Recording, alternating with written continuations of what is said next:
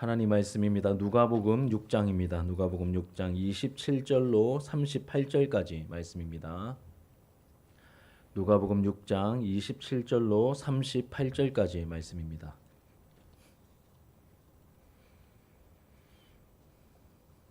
우리 한 절씩 교독하시고 마지막 절은 함께 읽도록 하겠습니다. 제가 27절을 먼저 읽겠습니다. 그러나 너희 듣는 자에게 내가 이르노니 너희 원수를 사랑하며 너희를 미워하는 자를 선대하며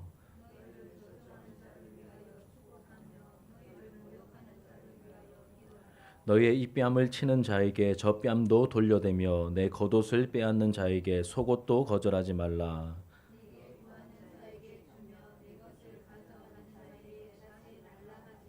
남에게 대접을 받고자 하는 대로 너희도 남을 대접하라.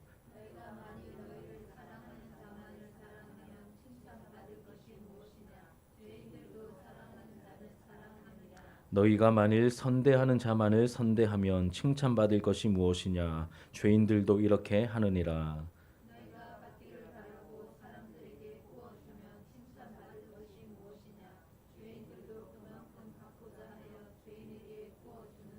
오직 너희는 원수를 사랑하고 선대하며 아무것도 바라지 말고 꾸어주라. 그리하면 너희 상이 클 것이요 또 지극히 높으신 이의 아들이 되리니 그는 은혜를 모르는 자와 악한 자에게도 인자하시니라.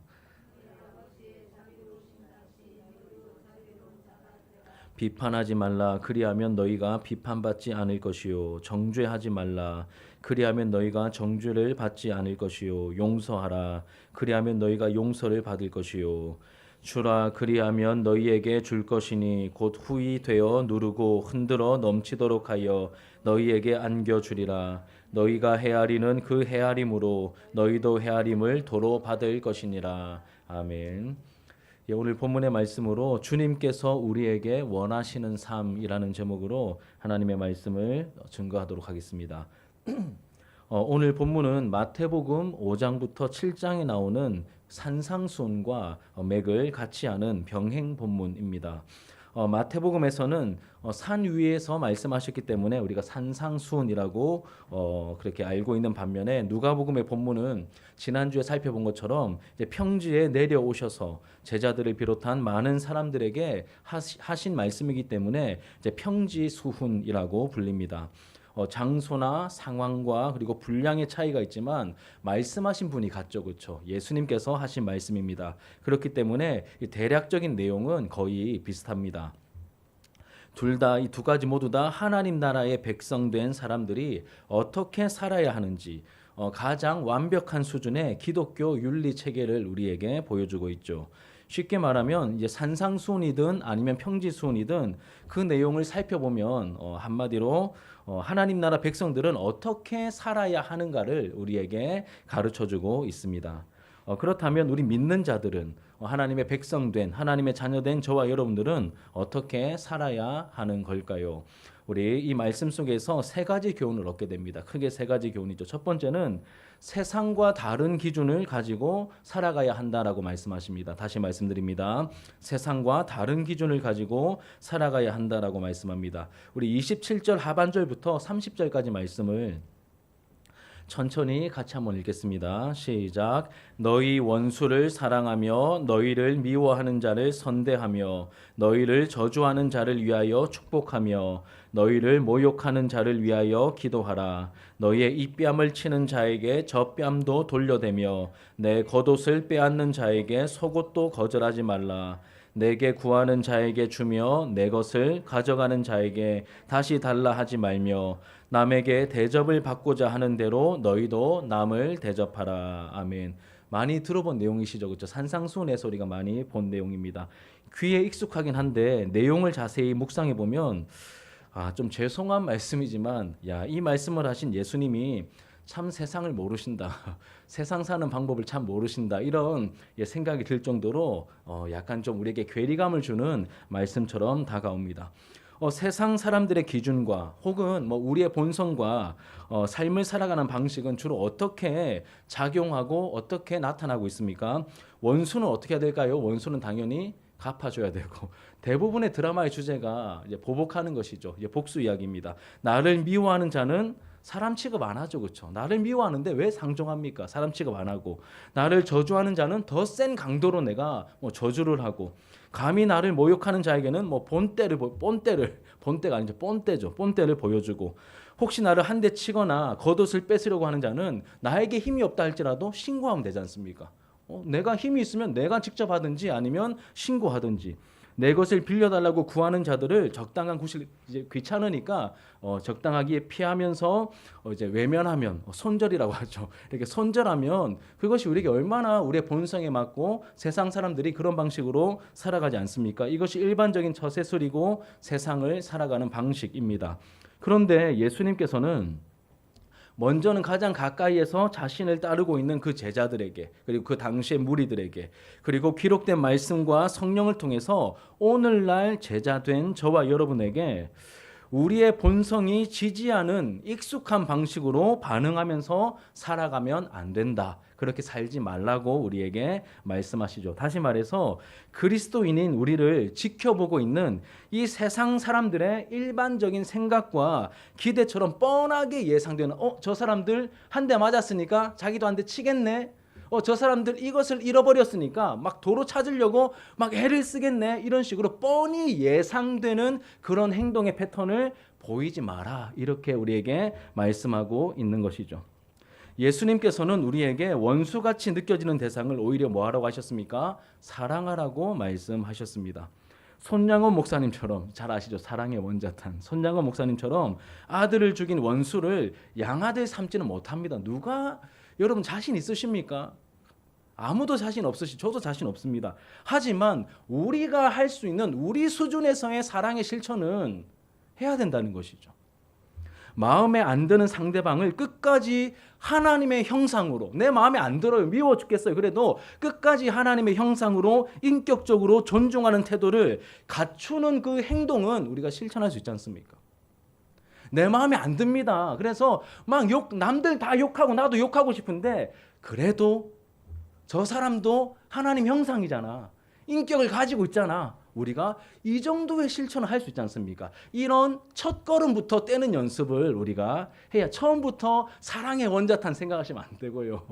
우리가 할 수 있는 이 하나의 첫 걸음부터 우리가 해야 한다는 것이죠. 여기서부터 원수 사랑이 실천될 수 있다는 것입니다. 또 나를 미워하는 사람에게 오히려 선대하라고 말씀하시죠. 더 잘해, 선대는 더 잘해주라는 뜻입니다. 나를 미워하는 사람에게 너 나 왜 째려봐? 왜 나한테 욕해? 왜 나한테 해코지야? 나도 그럴 거야. 이게 아니라 오히려 더 잘해주라고 말하고 있죠. 평소에 나를 힘들게 하는 사람이 아마 여러분 있을 겁니다. 뭐 직장 상사이든 아니면 좀 이렇게 배기 싫은 이제 밥맛이라고 하죠. 밥맛인 동료일 수도 있고 뭐 학교 선배일 수도 있고 뭐 이렇게 여러 대상들이 있을 수 있습니다. 예를 들어 나보다 좀 이렇게 내가 힘들어하는 사람은 보통 나보다 아랫사람보다는 윗사람이겠죠. 뭐 나이가 많거나 직책이 위거나 이런 사람이 나에게 심부름 시킵니다. 이제 커피 심부름 시킵니다. 막 미워 죽겠어요. 그럼 어떻게 합니까? 그냥 커피를 사오는 게 아니라 거기다 손가락도 좀 담그고 이렇게 해코지를 좀 하고 싶잖아요. 드라마 보면 그런 내용들이 나오지 않습니까? 그런데 그렇게 하지 말고 어떻게 하라고 하는 거? 선대하라고 합니다. 손가락 담그지 말고 더 맛있는 커피집을 찾아서 더 맛있는 커피를 대접해라. 이런 뜻입니다. 그럼 너무 이렇게 나와 상관없는 이야기로 들리지 않도록 제가 일부러 좀 와닿는 이야기로 좀 이렇게 각색해서 말씀을 드립니다. 그럼 내가 버젓이 영업하고 있는 장소에서 누군가 동일한 업종의 가게를 오픈하면 얼마나 여러분 기분 나쁩니까? 막 가서 따지러 당신 뭐 양심이 있냐? 상도에 어긋나는 거 모르냐? 이렇게 따지고 싶지만 오히려 축복해주며 기도하라고 하시죠. 여러분 만약에 우리 교회 주변에 또 다른 교회가 생기면 어떻게 반응하시겠습니까? 저 사람들이요. 이게 아니고 여러분 교회가 하나 더 서는 것은 굉장히 좋은 일입니다. 축복하셔야죠. 축복하셔야죠. 우리 여 건물에 교회가 들어와도 저 사람들 왜? 이게 아니고 여러분 축복하셔야 됩니다. 그 축복이 돌아올 겁니다. 다 잘 돼야죠. 우리 교회만 잘 되고 이런 게 어디 있습니까, 여러분? 다른 교회도 잘 되고 우리 교회도 부흥하고 이렇게 가야 되는 것이지. 예, 그렇습니다. 그리고 뒤에서 혹시 내 뒷담화를 까는 사람에게 얼굴을 붉히거나 명예훼손으로 고소하지 말고 그 사람이 잘 되기를 위해서 뭐라고 하십니까? 기도해 주어라고 하십니다. 그 사람 위해서 기도해 주어라. 여러분 정말 밉고 막 꼴배기 싫은 사람이 생길 수 있거든요. 그럼 그 사람을 계속 그냥 꿍하게 마음에 담고 있으면 아무것도 해결이 안 됩니다. 그런데 그 사람을 의지적으로라도 내가 축복하며 기도하기 시작하면 내 마음이 바뀝니다. 이런 경험 있으시죠, 그렇죠? 그리고 뺨을 치는 행동은 누군가를 모욕하며 함부로 대하는 행동이죠. 함부로 대하는 행동입니다. 혹시 살다가 이유 없이 누가 내 뺨을 치고 진짜 뭐 뺨 맞을 일은 없지만 누군가 나를 모욕을 주고 내 뺨을 때리듯이 나를 함부로 대하는 것 같은 상황을 우리가 경험하게 될 때 어떻게 하러 말합니까? 반대 뺨도 내밀라고 하십니다. 저는 이거를 이렇게 해석했습니다. 그 치욕적인 상황에서 한 번 더 나를 낮추자. 한 번 더 나를 낮추라고 그렇게 말씀하고 계시는 것이죠. 그리고 겉옷을 요구하는 사람에게 속옷까지 그리고 빌려간 물건을 돌려달라고 재촉하지 말라고 말씀하십니다. 다른 사람의 필요에 민감하고 혹시 모를 속사정까지 생각하는 그런 넉넉함을 하나님의 자녀들이요 가져야 된다. 그리스도의 제자들이요 그런 넉넉함을 가져야 된다. 이렇게 우리에게 말씀하고 있는 것이죠. 누군가 돈을 빌려갔는데 못 갚고 있다면 막 돈 언제 갚을래? 막 재촉하지 말고 사정을 물어보고 더 빌려줄 수도 있어야 된다. 이렇게 우리에게 말씀하고 계시는 것이죠. 예수님께서 말씀하신 이 모든 내용들의 공통점이 있습니다. 무엇이냐면 내가 나를 아끼고 나를 사랑하고 나를 포기하지 않고 여러분 안 포기하지 않습니까? 나를 포기하지 않고 끝까지 존중하고 끝까지 기회를 내가 나 자신에게 내가 나를 사랑하니까 나를 아끼고 나를 포기하지 않고 나를 위하듯이 자신을 무한대로 이해하듯이 그 마음과 사랑을 자기 자신에게만 쏟지 말고 다른 사람과의 관계에서 이웃들에게도 똑같이 행하라고 우리에게 말씀하고 있는 것이죠. 우리가 잘 아는 말씀으로 요약하면 내 이웃을 내 몸과 같이 사랑하라. 그리고 오늘 읽었던 이 문맥 속에 나오는 표현을 따르면 남에게 대접을 받고자 하는 대로 너희도 남을 대접하라. 이렇게 정리가 되고 요약이 되는 것이죠. 여러분 각자의 나이가 있으시죠, 그렇죠? 제가 이번 주에 밝혔듯이 저는 지금 만으로 46세를 지나서 현재 47년째를 살아가고 있습니다. 사역자로서 23년 차를 제가 보내고 있거든요. 그럼에도 불구하고 예수님께서 말씀하신 이 내용은 쉽지 않은 정도가 아니라 인간적인 의지와 몸부림만으로는 어림도 없는 말씀이라는 것을 누구보다 제가 잘 알고 있습니다. 여러분들도 마찬가지시죠. 너무너무나 순종하기 힘든 그런 내용입니다. 솔직히 말씀드려서 저의 실조는 이렇습니다. 끼니가 조금만 늦어도 짜증이 나죠. 끼니가 30분에서 1시간만 늦어도 짜증이 납니다. 때로는 만약 운전을 하는데 누가 깜빡이 안 넣고 갑자기 끼어들면 저 혼자 있으면 좀 쌍욕은 안 합니다. 저도 목회자이기 때문에 이제 그런 이제 이 언어의 순화도 자연스럽게 일어나더라고요. 그런데 뭐 이렇게 뒤에 뭐 이렇게 뭐 18은 안 붙여도 그 다음에 뭐 이 녀석 이렇게 안 하고 이 땡땡 이런 말들을 혼자 있을 때 나오더라고요. 근데 누가 같이 있으면 예. 그게 제 실존이더라고요. 그렇게 이제 깨닫습니다. 신앙생활은 나의 의지로 하는 게 아님을 날마다 보죠. 날마다 처절하게 겪습니다. 그렇다고 포기하면 안 되겠죠. 포기할 수 없습니다. 내 힘으로 안 됨을 알았다면 이제는 여러분 내 힘으로 안 됨을 알 때 우리가 뭐 합니까? 기도하며 은혜를 구하죠. 내 힘으로 안 되니까 주님의 도우심을 구하는 것입니다. 이런 나의 절망적인 모습을 보면서 하나님의 도우심을 우리가 구하게 되는 것이죠. 이렇게 세상 사람들과 다른 기준을 가지고 하나님의 은혜를 구하며 우리가 살아가다 보면 정말 더디지만 제가 저를 보니까 어마어마하게 더디더라고요.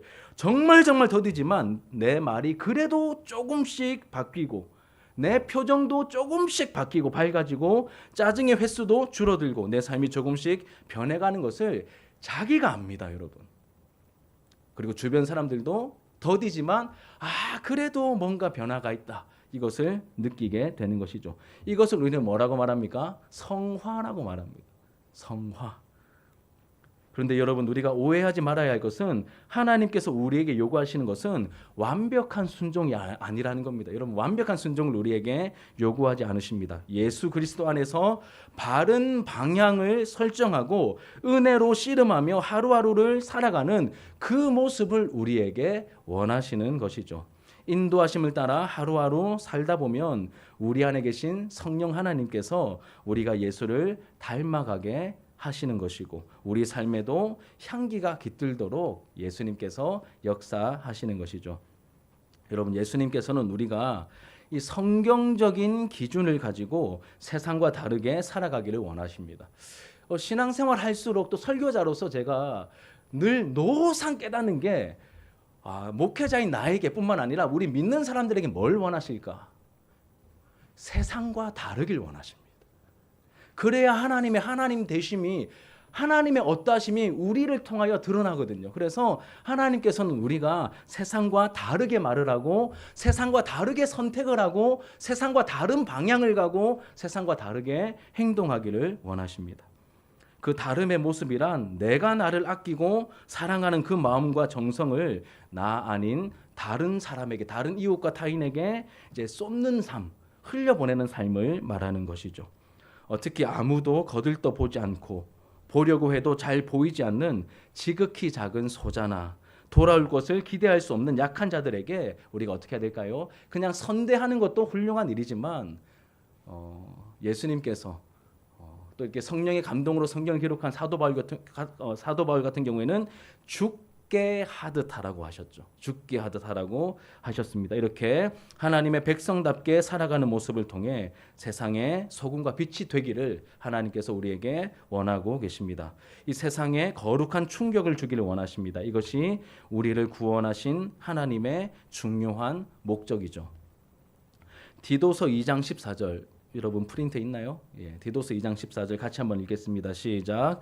그가 우리를 대신하여 자신을 주심은 모든 불법에서 우리를 속량하시고 우리를 깨끗하게 하사 선한 일을 열심히 하는 자기 백성이 되게 하려 하심이라. 여러분, 우리를 속량하시고 우리를 구원하신 목적 가운데 중요한 이유 가운데 하나가 무엇입니까? 선한 일을 열심히 하는 자기 백성. 옛날 번역으로는 친백성이라고 되어 있습니다. 친백성. 하나님의 진짜 백성. 그 하나님의 진짜 백성다움을 나타내는 것이 무엇을 통해 나타납니까? 우리의 신앙의 고백으로도 나타나지만 우리의 행실을 통하여, 선한 행실을 통하여서도 나타나는 것이죠. 이것이 말씀을 통하여 우리에게 주신 첫 번째 교훈입니다. 세상과 다른 기준을 가지고 살아가야 한다라고 말씀하십니다. 두 번째 교훈은 무엇이냐면 내가 잘하고 있다고 착각하면 안 된다라고 하십니다. 내가 잘하고 있다고 착각하면 안 된다라고 말씀하십니다. 우리 32절부터 34절을 같이 읽겠습니다. 32절부터 34절 시작. 너희가 만일 너희를 사랑하는 자만을 사랑하면 칭찬받을 것이 무엇이냐? 죄인들도 사랑하는 자는 사랑하느니라. 너희가 만일 선대하는 자만을 선대하면 칭찬받을 것이 무엇이냐? 죄인들도 그렇게 하느니라. 너희가 받기를 바라고 사람들에게 구워주면 칭찬받을 것이 무엇이냐? 죄인들도 그만큼 받고자 하여 죄인에게 구워주느니라. 아멘. 여러분, 이 부분을 말씀하시는 예수님의 어떤 의도가 혹시 좀 깨달아지십니까? 느껴지십니까? 우리 안에 있는 죄악된 본성의 특징은 제가 누차 말씀드리지만 자기중심적이라는 것입니다. 다른 게 아니라 자기중심적이고 이기적인 성향을 가지고 있는 것이죠. 내가 나에게 돈 100만 원을 쓰는 것 별로 안 아깝습니다. 내가 아파요. 그 시술을 받아야 되는데 100만 원이 든답니다. 그러면 빚을 내서라도 내가 수술 받죠. 그렇죠? 내가 나에게 돈을 쓰는 것은 하나도 안 아깝습니다. 그런데 다른 사람이 아파서 약값이 3만 원 필요하대요. 3만 원을 줘야 됩니다. 그럼 아깝습니까? 안 아깝습니까? 나하고 친한 사람이고 우리 정도 관계되면 충분히 드리죠. 그렇죠? 그런데 모르는 사람이 와가지고 3만 원만 달라 그러면 주겠습니까? 우리의 본성에 거스른다는 것이죠. 이것이 자기 중심성이죠. 쉽게 말해서 자기는 자기 편입니다. 내가 하면 로맨스고 남이 하면 불륜이죠. 이 자기 중심적인 우리 모두는 자기 자신에게 후합니다, 여러분.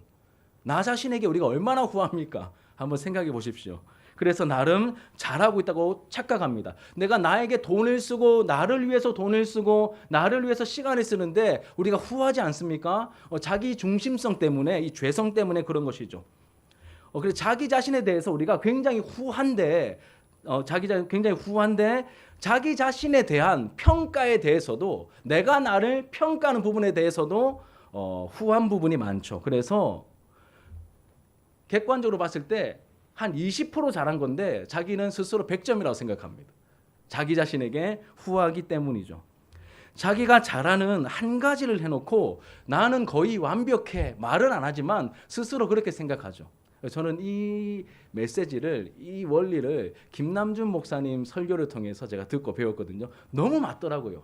교회 안에 목양을 해보시고 말씀을 가르쳐 보니 한 분이 새벽 기도 안 빠지시고 늘 나오신대요. 1시간 이상씩 기도하시는데 이분은 사실 11조를 할 때도 있고 안 할 때도 있고 전도도 잘 못하시는 것 같은데 이 새벽 기도 안 빠지는 게 자기 의가 돼가지고 모든 부분에서 자기가 완벽하게, 나는 완벽해, 약간 이런 뉘앙스를 받으셨다는 것이죠. 그런데 여러분, 이게 새벽 기도는 그렇게 좀 철저하게 하셨는지 몰라도 다른 부분에서는 허점이 많았거든요.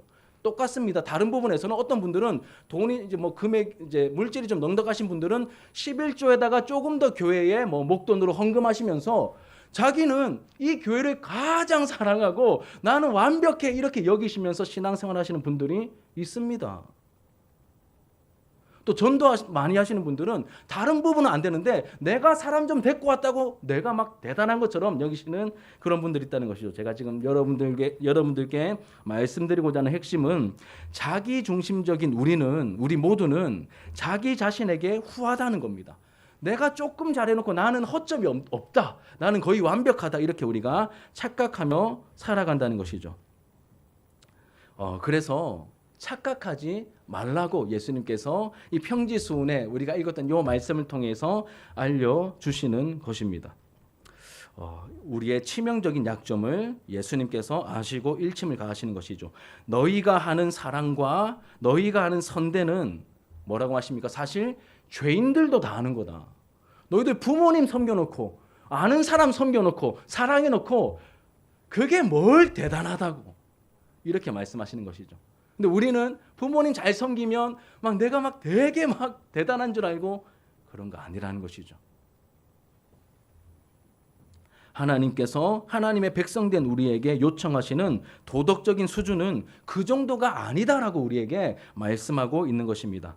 여러분, 세상은 당신 그것만 해도 굉장합니다. 막 대단하십니다. 뭘 더 하겠습니까? 못하는 사람이 95%가 넘는데 당신은 5% 안에 들어갑니다. 이렇게 우리로 하여금 착각하도록 자꾸 그런 메시지를 던지지만 예수님께서는 그렇지 않다라고 말씀하십니다. 착각하지 말라고 우리에게 말씀하시죠. 우리가 오해해서는 안 될 것은, 이것은 하나님 나라 백성이 되기 위해서 제시하신 기준은 아니라는 것입니다. 이렇게 우리가 예수님 말씀하신 대로 이렇게 따라 살면 하나님 백성과 자녀가 되는 것은 아니라는 것이죠.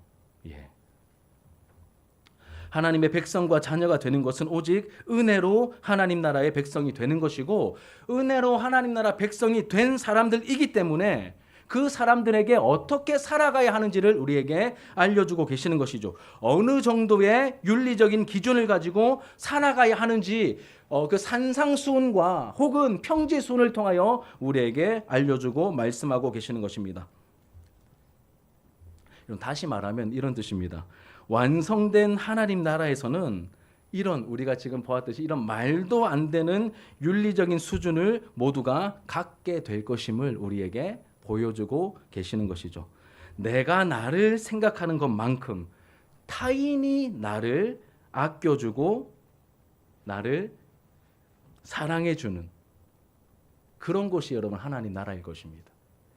섬기는 자가 진정으로 큰 자로 여김받는 곳이 하나님 나라일 것입니다. 예수님께서 말씀하셨잖아요. 섬기는 자가 큰 자다라고 말씀하셨죠. 그런 하나님 나라가 임하고 완성될 것이다라고 말씀하시죠. 여러분, 그리고 그 나라의 가장 높으신 왕이 누구십니까? 그 하나님 나라에 내가 나를 사랑하고 아끼지 않아도 다른 사람들이 모두 다 그런 마음을 가지고 있기 때문에 그런 섬김을 받는, 또 나도 그렇게 다른 사람을 사랑하는 섬기는 그런 하나님 나라의 가장 높으신 왕이 누구시죠? 예수님이십니다. 예수님. 그러면 여러분 예수님이 어떤 분이신지를 생각하셔야 돼요. 그 나라의 왕이신 예수님이 어떤 모습을 보이셨고 어떤 통치 이념을 이 땅에 계셨을 때 가르치신 게 아니라 직접 보여주셨는지를 우리가 보아야 한다는 것이죠. 그 나라의 왕이신 예수 그리스도는 겸손의 왕이셨습니다. 여러분. 겸손의 왕이셨죠. 또 섬김의 왕이셨습니다. 내가 섬김을 받으러 온 것이 아니라 섬기러 왔다라고 말씀하셨죠. 그리고 십자가에 죽기까지 자격 없는 죄인들을 위해서 자신을 내어주신 이타적인 삶의 최고봉에 누가 계십니까? 예수님이 계십니다. 이런 예수님이 우리 안에 계시고 이런 예수님이 이 교회의 머리시고 완성된 하나님 나라, 완성될 하나님 나라의 영원한 왕이신데 이런 예수님이 통치하시는 나라는 여러분 어떤 모습으로 드러나게 될까요? 혹시 잘못된 생각을 가지고 계셨다면 우리가 다 깨뜨려야 됩니다. 황금길이 막 가득하고 무위 도식하고 천사들을 막 부리고 막 내가 막 떵떵거리며 왕노릇하고 이러면 그런 곳이 하나님 나라가 아닙니다. 그런 나라 아닙니다. 여러분. 예수님이 겸손의 왕이시고 섬김의 왕이시고 이타적인 삶의 최고봉에 계시는 물론 아픔도 없고 슬픔도 없고 성령이 충만하며 하나님의 영광이 찬란하게 비치기 때문에 해와 달이 필요 없는 완벽한 곳이겠지만 우리 막 욕심대로 내 본성대로 내가 막 주인이 되고 내가 왕노릇하고 여러분 그런 것은 아니라는 것이죠. 우리가 하나님 말씀 앞에서 바른 개념을 잡아야 하겠습니다. 우리 안에 도사리고 있는 죄성과 이기적인 모습으로 가득한 여러분 이런 이 세상은 그 정도면 우리 조금만 착한 일 해도 그 정도면 뭐 충분하다. 우리를 두둔하며 착각에 빠지게 만듭니다. 하지만 주님께서는 거듭난 하나님의 백성들은 이웃 사랑에서 더 깊어질 수 있다라고 하십니다. 너희들 그 수준에서 만족하지 마. 더 깊어질 수 있어. 더 잘할 수 있어. 이렇게 우리에게 말씀하시는 것이죠. 멈추지 말고 계속해서 그리스도의 장성한 분량에까지 자라가라고 우리에게 말씀하십니다. 이게 방향이고 기준입니다. 하지만 우리는 그거를 못 이룰 것을 우리는 이미 알고 있지만 그럼에도 불구하고 하나님 아버지의 기대가 그러하시기 때문에 멈추지 않고 갈 수 있는 만큼 이 땅에서 가는 것입니다. 의지하면서. 그러니 예수를 닮아가는 일을 우리가 멈추면 안 되겠죠. 우리 호흡이 닿는 순간까지 날마다 닮아가고 자라가야 하는 것입니다. 이것이 두 번째 교훈입니다. 착각하지 않도록 우리에게 말씀하시죠. 마지막 세 번째는 무엇이냐면 이를 위해서 우리가 당장에 실천해야 할 몇 가지 구체적인 내용을 오늘 본문을 통해서 말씀하십니다. 예수님께서는 당신의 제자들에게 그러나 너희는 오직 너희는 혹은 그러나 너희는이라고 말씀하시면서 이제 35절 이하에 이 세상 사람들이 뭐라고 해도 너희는 세상에 속한 자가 아니고 은혜로 하나님 나라 백성이 된 사람들이기 때문에 하나님의 자녀답게 이 땅을 살아가야 한다라고 말씀하십니다. 5번의 그리하면이라는 표현이 나옵니다. 5가지로 정리가 되는데 당장에 실천할 수 있는 5가지 내용입니다. 첫 번째는 무엇입니까? 원수를 사랑하고 선대하며 바라지 말고 꾸어주라고 하십니다. 다시 말씀드립니다. 원수를 사랑하고 선대하며 바라지 말고 꾸어주라고 하십니다. 내 선행에 대한 어떤 대가와 상급을 바라지 말라고 하십니다. 그가 은근히 기대하고 있지 말라고 이렇게 말씀하십니다. 그럼 우리가 착한 일 하면 누가 알아주면 누가 모르나 내가 이 사람 좀 도와줬는데 야 이거 소문 좀 안 나나 이런 식의 알려지기를 원하는 마음이 우리에게 있지 않습니까? 나의 선대를 받은 사람에게 이런 마음이 들죠. 내가 누군가를 도와줬습니다. 하나님 기도하는 가운데 하나님이 감동을 주셔가지고 누군가에게 뭔가를 이렇게 탁 건넸습니다. 그 우리 이런 마음 들잖아요. 지가 때가 되면 갚겠지. 이게 우리의 본성이지 않습니까? 은근히 기대하는 마음이 우리에게 있습니다. 그런데 바라지 말고 그냥 선을 행하라고 하십니다. 제가 이번 주일에 우리 교회 이름을 설명하면서 하나님의 마음으로 세상을 섬기는 진주 하나로교회라고 말씀드렸죠. 하나님의 마음으로. 여러분 하나님 마음이 어떤 마음입니까? 선하신 마음인데 우리에게 선을 베푸시되 믿는 자든 믿지 않는 자든 햇빛과 비를 주시는 그 하나님께서 이 세상을 향하여 선을 베푸시는데 어떻게 베푸십니까? 아낌없이 베푸시고 대가를 바라지 않고 베푸시잖아요.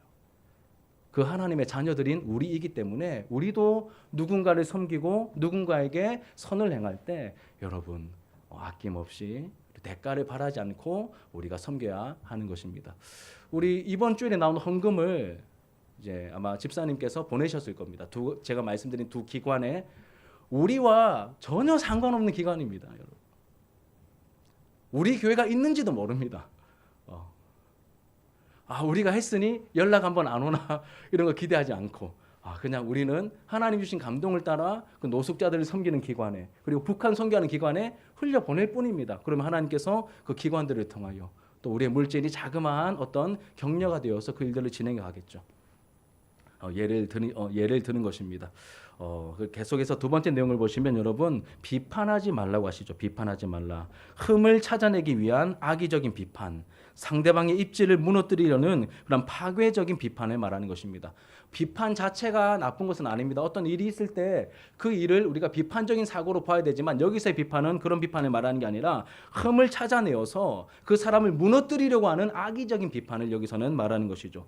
앞에서 우리 마음에 안 들고 미워 죽을 것 같은 그런 대상을 향해서 악의적으로 비판하지 말라고 그렇게 말씀하고 있는 것이죠. 그리하면 우리도 비판받지 않을 것이다. 뿌린 대로 거두게 될 것이다 이렇게 말씀하고 있습니다. 그 다음 내용 보시면 정죄하지 말라고 하십니다. 정죄, 유죄를 선언하는 행동이죠. 단죄하는 행동입니다. 너는 이래서 안 돼. 너는 저래서 안 돼. 그 사람은 안 돼. 저 사람은 안 돼. 이렇게 우리가 정죄하고 단죄해버리는 그런 행동을 말하는 것이죠. 이런 식으로 단정 지으면 안 된다는 것입니다. 여러분 나 아닌 다른 사람에게 저 사람은 그 자기 기준으로 평가하고 자기 기준으로 이렇게 이제 정죄하고 판단해 버리는 것이죠. 그런 일을 멈추어야 한다는 것입니다. 어느 목사님의 책에서 본 내용인데 굉장히 유명한 목사 하워드 핸드릭슨이라고 하는 목사님인데 이제 기독교 교육학으로 굉장히 유명하신 주석도 막 많이 쓰시고 성경이 굉장히 해박하신 분이십니다. 이분이 어린 시절에 이런 일을 겪으셨대요. 좀 많이 까불었대요. 이제 초등학교 시절에 많이 까불었대요. 그래서 막 이렇게 그 학급에서 굉장히 유명한 말썽쟁이였다고 합니다. 이제 진급을 하고 학년이 바뀌고 반이 바뀌었는데 새로 오신 선생님이 딱 오시자마자 그 핸드릭스 목사님 어린 시절에 그 목사님에게 이렇게 말했대요. 네가 바로 그 까불이냐, 네가 그 말썽쟁이냐 이렇게 말을 했대요. 그러니까 이 목사님이 처음엔 그런 생각이 없었는데 나를 모르는 선생님이 와서 오자마자 네가 그 녀석이냐, 네가 그 말썽쟁이냐 이러니까 원래 그런 마음이 없었는데 내가 그 말썽쟁이다, 당해봐라. 이래서 1년 내내 그렇게 말썽을 부렸대요. 자기를 단죄하니까, 자기를 정죄하니까 그럴 마음이 없었는데 그렇게 행동했다라고 하면서 그 이야기를 통해서 함부로 다른 사람을 정죄하거나 판단하거나 이렇게 단죄하면 안 된다라고 하는 이야기를 본 적이 있습니다. 우리에게 정죄하지 말라고 하십니다. 그 다음 내용 보시면 용서하라고 하시죠. 용서. 주님께서 말씀하신 용서는 우리가 잘 알고 있다시피 몇 번입니까? 베드로는 3번입니까? 7번입니까? 이렇게 말했을 때 예수님께서 몇 번이라고 하셨죠? 70번에 7번이라도 용서해 주라고 하셨습니다. 70번에 7번이라도 용서라고 하신 것은 어떤 용서를 말하는 걸까요? 제한이 없는 용서이고 조건이 없는 용서입니다, 여러분. 그러니까 하나님께서 우리에게 보여주신 제한이 없는 용서, 조건이 없는 용서죠. 그러니까 하나님을 생각나게 하는 용서입니다. 그렇게 용서를 하시고 마지막으로 주라고 하시죠. 주라고 하셨습니다. 앞의 내용들이 주로 여러분 약간 좀 뭐라고 해야 될까요? 좀 추상적인 영역이라면 이 마지막에 주라는 명령은 다른 명령들에 비해서 훨씬 더 실제적인 명령으로 우리에게 다가옵니다. 내가 가진 것을 다른 이에게 주라고 하십니다. 용서가 여러분 무제한이었다면 주는 것도 우리가 주님께서 주라고 하시는 것은 다 줄 수 있어야 하겠죠. 거기까지 우리가 자라가야 할 것입니다. 우리는 나에게 있는 것을 흘려보내는 삶을 살아야 합니다. 특히 이 이기적인 시대에 어려움을 당한 이웃들에게 우리에게 주신 것을 흘려보내는 삶을 살아갈 때 이 세상에 거룩한 충격이 나타나게 되겠죠. 그래서 여러분 자꾸 우리 교회에 주신 것을 자꾸 모아두려고 하면 안 되고 자꾸 주셔야 됩니다. 자꾸 흘려보낼 생각을 우리가 해야 우리가 복의 통로가 될 수 있는 것이죠. 특별히 여러분 안 줘도 될 것 같은 대상들에게도 여러분 이렇게 후하게 주는 일들에 마음을 여셔야 되고 쓰셔야 합니다. 내가 아는 사람들, 막 챙겨주고 싶은 사람들 주는 것은 너무 당연한 것이고, 나와 별로 상관없고 내가 잘 모르겠고 저 사람에게 줄 필요가 있나 이런 생각이 드는 사람에게도 여러분 우리가 베풀어야 하는 것이죠. 우리 교회에서 이렇게 늘 이제 반찬이 좀 있으면 여러분들 가져가시기도 하는데, 나름 저희가 2년 동안 늘 거의 매주 안 빠지고 이제 섬겼던 집이 우리 주인집입니다. 알고 계셨습니까? 주인집. 우리 생각할 때는 이거 주인집이면 우리가 월세 내는데 줄 필요 있나 이런 생각 드시죠. 저도 한 번씩 그런 생각 들었습니다. 근데 얼마 전에 제가 사정을 들어보니 굉장히 좀 어려운 상황에 처해 있었더라고요. 제법 됐습니다. 그 상황에 처한지. 그래서 이거 계속 우리가 뭐 알고 드린 건 아니지만 이게 은근히 도움이 되었겠다 이런 생각이 불쑥 들었습니다. 그래서 참 잘했다 이런 생각이 들었거든요. 근데 더 대박은 무엇이냐면, 여러분 그냥 아시고 그분 보셔도 그런 얘기 하지 마십시오. 그런 얘기 하지 마시고 그냥 기도만 하시고 그냥 끝까지 여러분들 함구하시고 기도만 해주시길 바랍니다. 그분이 지난주에 찾아오셔가지고 이 건물이 좀 어렵게 되었다는 얘기 제가 몇몇 분들에게 해드렸습니다. 여러분 아실 겁니다. 그 얘기를 다시 하러 저에게 오셨어요. 목사님 필요하면 월세에서 이렇게 보증해서 까셔도 되고, 이렇게 최선을 다해서 저에게 교회에 피해가 없도록, 자기가 이제 뭐 국가에서 하는 그런 보증 같은 거를 서주려고 다 알아봤는데 저희 교회는 비영리 단체이기 때문에 그런 거에 해당이 안 된대요. 그래서 자기가 걱정이 돼가지고 목사님 이걸 해드리고 싶은데 비영리 단체는 안 된답니다. 뭐 이런 얘기까지 하시고 저하고 한참을 얘기하다가 가셨어요. 그러면서 하시는 말씀이 뭐냐면, 이제 집이 어렵게 된 형편 이런 걸 얘기하시는 게 아니고, 제가 먼저 말을 안 꺼냈거든요. 그런데 이분이 좀 요즘 사정이 어렵지 않습니까? 근데 그 전부터 우리 교회 구독자가 123명이거든요. 그 중에 한 분이십니다. 우리가 기도하는 거 듣고 계셨어요. 인터넷으로 한 번씩 예배 드리신대요. 그 제가 우리 설립 기념 주일에 한번 오시죠 이렇게 말씀드렸는데, 지금 집이 좀 어렵고 하셔가지고 주말에 일하러 가십니다. 그 농장에. 제가 그리고 또 한 번 오면 계속 빠지면 좀 민망할 것 같아가지고 제가 괜찮다, 그냥 밥 먹으러만이라도 오셔도 됩니다. 오실 수 있을 때 한 번씩 오셔도 됩니다. 다른 부담 갖지 마십시오. 제가 이렇게 말씀드렸거든요.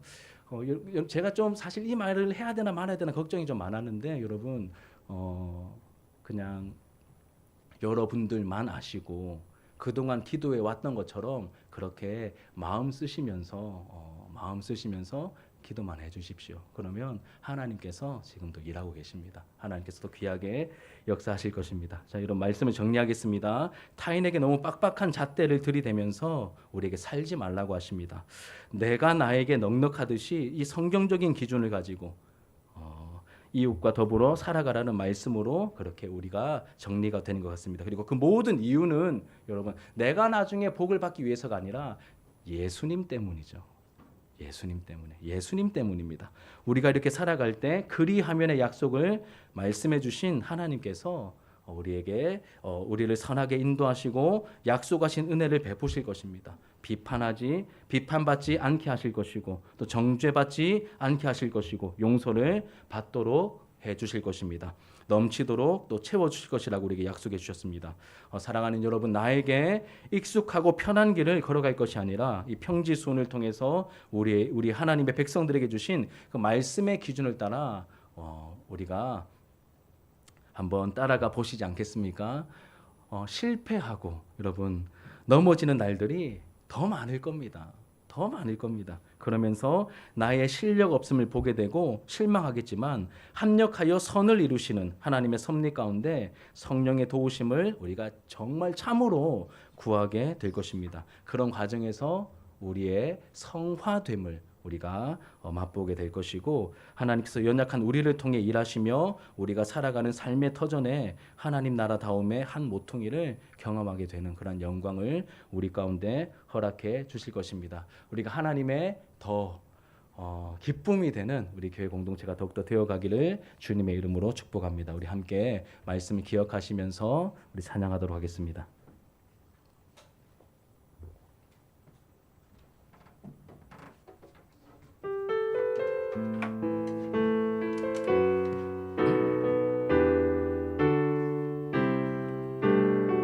좀 생소한 찬양일 수 있는데 우리 가사를 묵상하면서 함께 기도하는 마음으로 찬양합시다. 믿음과 삶을 살아내는 실력이 너무나 다른 내 모습 볼 때에 이 모습도 주가 사랑하실까. 자신 없는 내 모습 그저 주님 앞에 있네. 나 같은 자도 사랑하여 주시고 한 번도 나를 떠나지 않으셨네. 아픔 속에 날 꾸짖지 않으시고 내 손 잡아주시네. 오직 주님 안에 두려움 없네. 고난을 통해 날 만드심을 주님만이 내 모든 것 되시네. 주의 강한 손 날 붙드시네.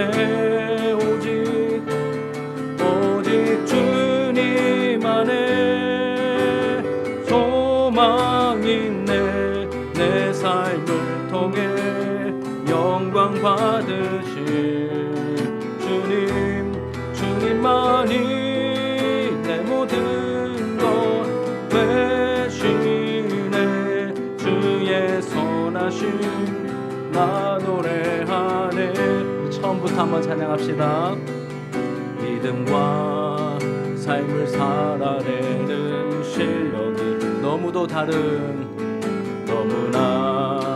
다른 내 모습을 볼 때에 이 모습도 주가 사랑하실까. 자신 없는 내 모습 그저 주님 앞에 있네. 나 같은 자도 사랑하여 주시고 한 번도 나를 떠나지 않으셨네. 아픔 속에 주를 작게 여긴 날 꾸짖지 않으시고 내 손 잡아주시네.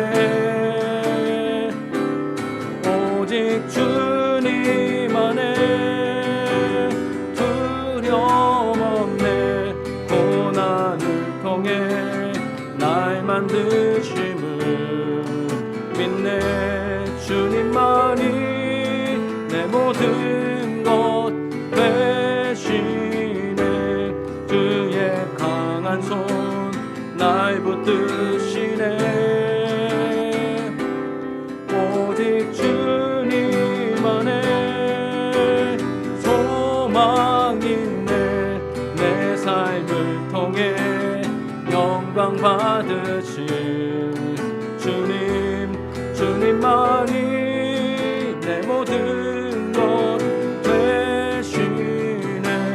주의 선하심 나 노래하네. 오직 주님 안에